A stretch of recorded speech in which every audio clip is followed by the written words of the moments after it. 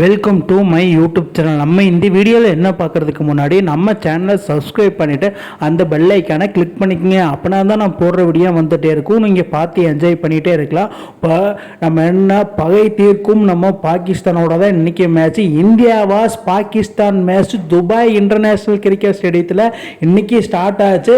இதில் என்ன தான் நடந்ததுன்னு பார்க்கல. ஐசிசி சாம்பியன் டிராஃபியில் இந்தியா பாகிஸ்தான் மேட்ச்னாலே ஒரு ரிவர்வில் தான் அவங்க கடந்த காலத்தில் கடந்து வந்த பாதையை நம்ம பார்க்கலாம். ஐசிசி சாம்பியன் டிராஃபியில் India vs Pakistan head to head played 5 match. இது பாகிஸ்தான் 3 வின்னு, இந்தியா 2 தான் வின்னு. இதில் வந்து என்னன்னா 2004 பாகிஸ்தான் வின் பண்ணியிருக்கிறாங்க, 2009 பாகிஸ்தான் தான் வந்து வின் பண்ணியிருக்கிறாங்க, 2013 இந்தியா வின் பண்ணியிருக்கிறாங்க, அதுக்கப்புறம் 2017 இந்தியா வின் பண்ணியிருக்கிறாங்க. அதாவது லீக் மேட்ச்சில் 2017 ஃபைனலில் வந்து பாகிஸ்தான் வின் பண்ணி இமாலயா வெற்றி பெற்று அந்த கப்பை அடிச்சுட்டு போயிட்டாங்க. அது நம்மளுக்கு எல்லாத்துக்குமே தெரியும். ஏன்னா அந்தோட வலி இன்னும் தாங்க முடியல. இன்னைக்கு நடக்கிற மேட்ச்சில் வந்து இந்தியா வின் பண்ணி ஹெட் டு ஹெட்டுக்கு ஈக்குவல் பண்ணுமான்னு பொறுத்திருந்தா பார்க்கணும்.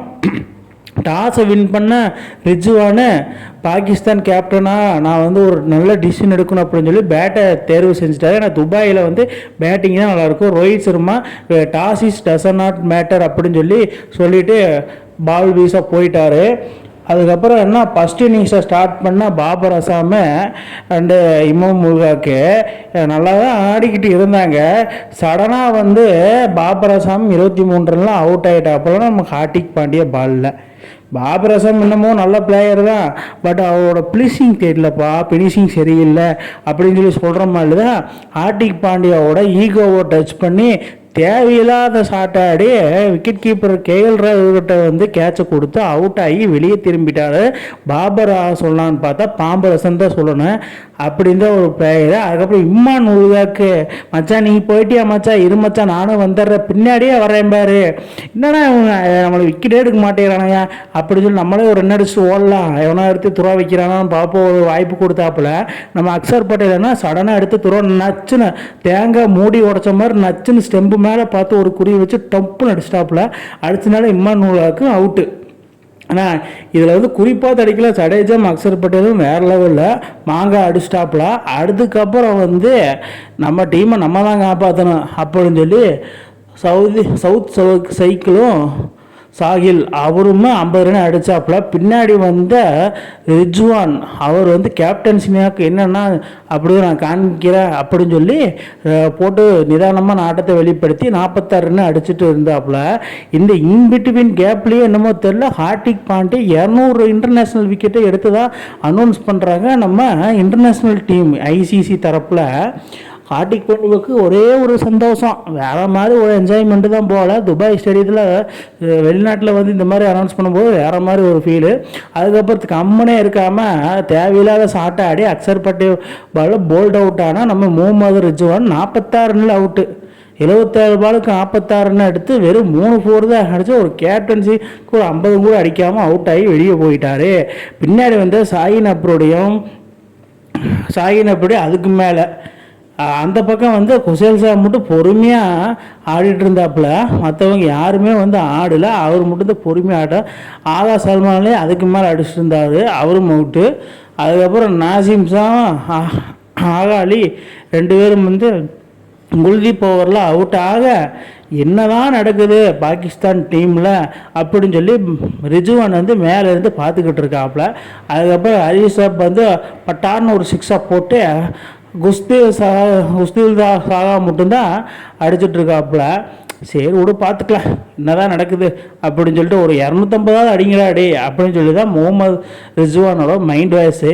பாகிஸ்தானை கேப்டனாக ஆனதுலேருந்து நான் அவங்கள வச்சு ஒரு கப்பும் கூட வின் பண்ண முடியாது போல் அப்படின்னு சொல்லி அவர் மைண்ட் வாய்ஸில் போட்டு அங்கே மனசுக்குள்ளே புலம்பை அழக நம்ம திடீர்னு குல்தீப்பாக 3 விக்கெட் எடுத்து 300 விக்கெட்டு இன்டர்நேஷ்னலில் கடந்துட்டாப்புல. அவங்க ஐசிசி தரப்பில் ஒரு அனௌன்ஸ்மெண்ட்டாக போட்டாங்க. குல்தீப்புக்கு ஒரே ஆசை, என்னடா நம்மளுக்கு விக்கெட்டே வரல அப்படின்னு சொல்லி டப்புன்னு வந்து டெய்லண்டர்ஸ் 3 பேர்த்த தூக்கி விட்டு 3 விக்கெட்டை போட்டு டப்புன்னு மேட்சை முடிச்சு விட்டாப்புல.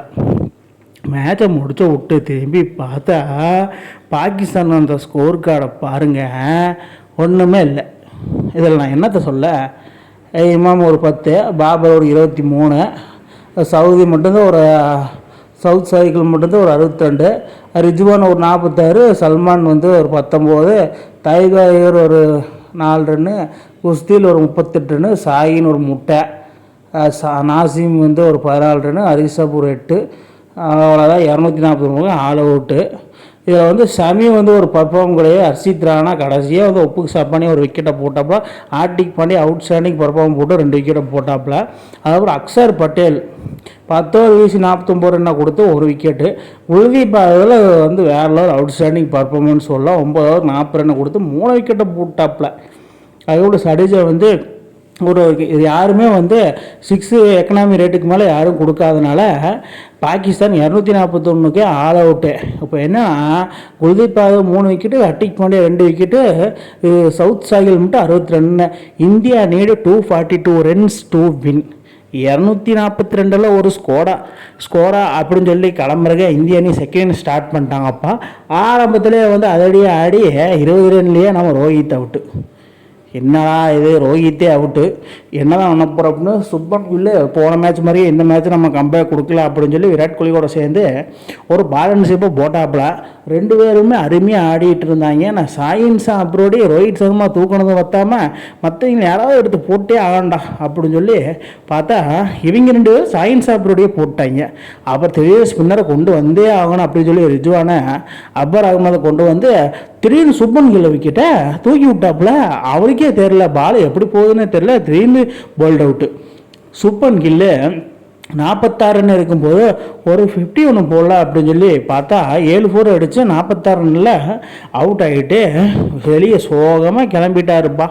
அதுக்கப்புறம் வந்து விராட் கோலி தான் பொறுமையாக நிதானமாக ஆடி 51 ரன்னில் அடித்து 74வது 50யே அடிச்சிட்டாப்புல நம்ம விராட் கோலி. அது பாகிஸ்தானே யார், நம்ம விராட் கோலி தான். விராட் கோலி பாகிஸ்தானை ஒரு பகை தேக்கும் ஒரு நாளாக வந்து கருதுவாப்புல. இதை அடித்தது மூலியமானா அவரோட கெரியர்லேயே 14,000 ரன் அடித்து போட்டாப்புல. அதாவது ஒரு காட்டில் ஒரு ராஜானா அது நம்ம விராட் கோலி தான். காட்டுக்கே சிங்கம்னா அது விராட் கோலி தான்.